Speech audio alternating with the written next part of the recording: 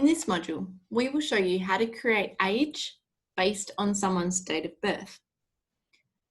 Creating a new variable based on existing data within your dataset is quite common. It is similar to how you create a formula in Excel.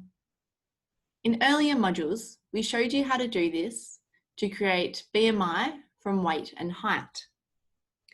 Another common method in research is to create an age from date of birth.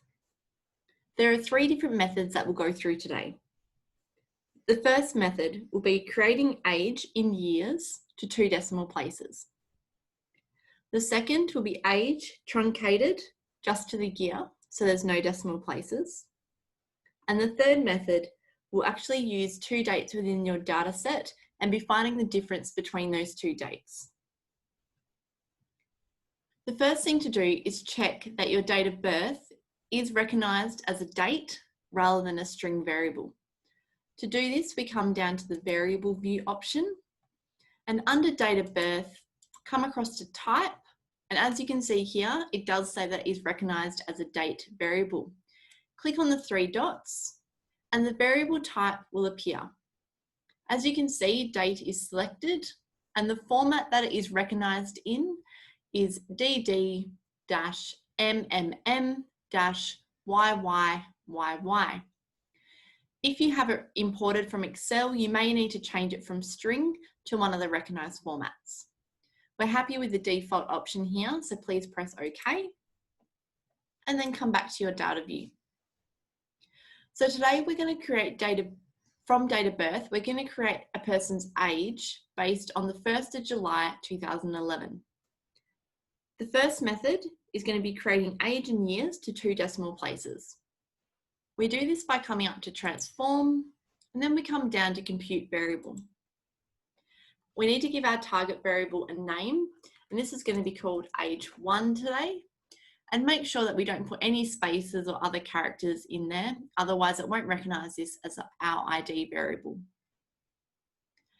Previously, when we created BMI, we actually hand wrote the expression into the numeric expression box.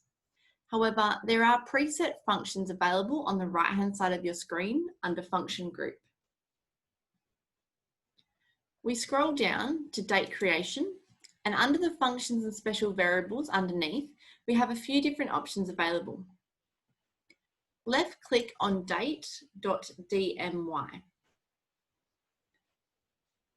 Date.dmy is going to provide our age, but it will provide it in seconds, and I'll show you how we will change this in a moment. So once we click date.dmy, we can either double left click or use the up arrow to bring it up into our numeric expression box. We need to type the date that you want inside the brackets, replacing each of the question marks. In our example today, we want to calculate the age of the person as of the 1st of July 2011. So the formula for this will be date.dmy, open bracket, and let's replace the question marks with the date required, which is the 1st of July 2011. However, we need to now tell it that we want it to be this age, and we need to tell it which date of birth or which variable is our date of birth variable. So before the date, we need to do an open bracket. After our last bracket, so after the date that we've entered, we need to minus the date of birth. You can either write DOB, being the variable name, or I prefer to bring it across from the left-hand side to avoid any chance of errors. And we then close the bracket. So this is telling us to take the 1st of July 2011, and we're going to be taking that away from date of birth. So that's giving us our age. However, as I mentioned before, it's actually going to return a date value in seconds. So we need to convert this to a more readable format in years. So with this expression on the left complete, we now need to convert it. By doing this, we're going to divide it by, so / open bracket, 365.25 days in a year. We use an asterisk as a multiplication sign, times 24, because there's 24 hours in one day. Asterisk for multiply by 60, as there's 60 minutes per hour. Then asterisk 60, as there's 60 seconds per minute. And then we close bracket. So your final numeric expression should read open bracket date.dmy open bracket 1, 7, 2011 close bracket minus date of birth variable close bracket divided by or / open bracket 365.25 times 24 times 60 times 60 close bracket. Once we have that expression written, we can press OK. If there's an error in our data set, in our numeric expression here, it will come up with an error and we'll need to come back and fix it. So let's have a look to see if this will work. Click OK. Our output window has popped up and it's telling us that it's computed age 1 and it's provided the equation we've used here. It's told us that it's executed it, so we know that it has done it correctly and there's been no issues. Jump back into your main data sheet and on the right hand side you can see that age has been created now in years to 2 decimal places. We can jump across in variable view and let's give it a label so we'll know for future reference. So it's age using method 1 and then come back to your data view.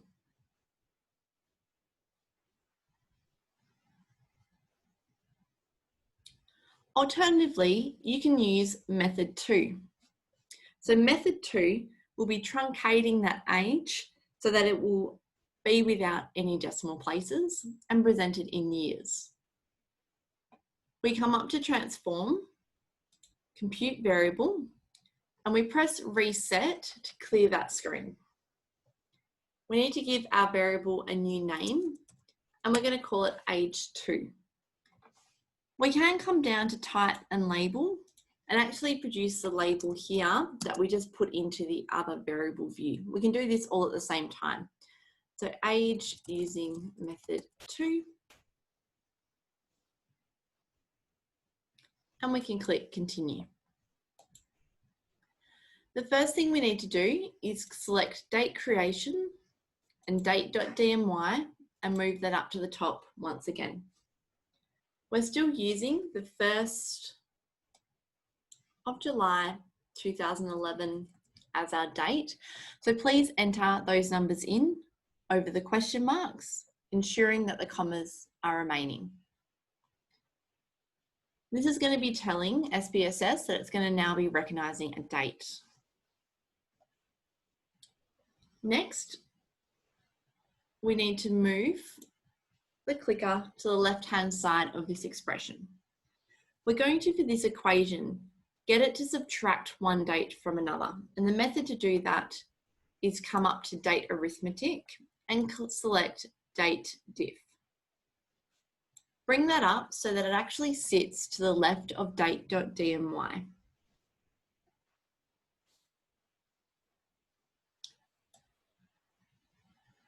Delete the 3 question marks and the end bracket so that we've got date.dmy sitting in the open bracket. So just so we're up to date, starting from the left-hand side, your equation should now read date diff open bracket date.dmy open bracket 1, 7, 2011 close bracket. If you recall, the date diff also had 3 question marks and 3 commas in its equation. So the first question mark is actually replaced by this date.dmy and the date that we've entered statement. We then need to do a comma and we need to move across the date of birth variable. So left click and bring it across. We then provide the next comma and we're going to tell it that it's calculating it to the year. And to do this, we enter the first apostrophe, type in year, and then we close them off. We then need to close the end bracket, and you should now have your numeric expression for calculating age 2.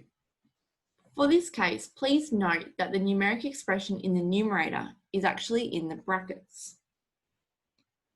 Once we press OK, age 2 will be displayed back in our data view, and you'll notice that there is no decimal places available. So let's click OK. We can see our new equation coming up in our output window. It's been executed, so we know there hasn't been any issues. When we jump back into our main data view screen, we can see the dates have come out the same. They've just been truncated. So for in this instance, 29.74 has been truncated to 29, versus if it was rounded, it would have been taken up to 30. So depending on what you require this information for, will depend on which method you may choose to use. Third, we're going to calculate age using a different method this time. We'll be actually using the date and time wizard. So another alternative is using the transport tab once again. We can select date and time. Before we do this, we actually need to create a new variable, and we're going to call this date of assessment. To do this, come down to your variable view. Under the variable name, we'll call it DOA. Tab across, the label can be date of assessment.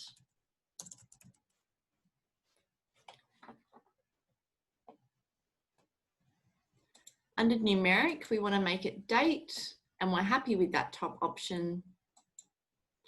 And it's going to be a scale variable. Come back to data view.